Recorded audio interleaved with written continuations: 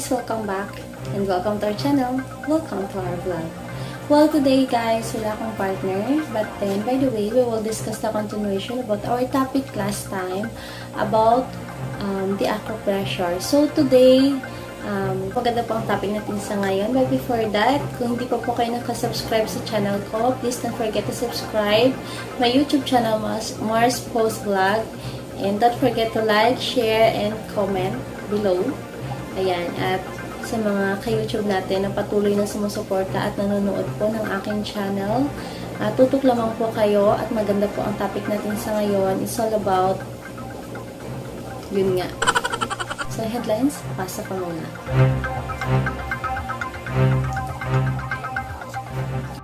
Well, today mga ka-YouTube, narito po ang mga pakinabang na acupressure para sa mga sanggol. Okay, so sa nakikita niyo po sa ating screen, ayan dyan, sinasabi dyan na ang acupressure na kilala rin bilang reflexology ay isang mahusay na paraan upang gamutin ang isang karamdaman. Hindi lamang sa mga may sapat na gulang, ngunit sa mga bata din. At tinutulungan din ito ang isang ina at anak na magbanding kung isinasagawa ng isang ina. Dahil ang therapy ay nangailangan ng pagpindot sa ilang mga acupressure points sa balat.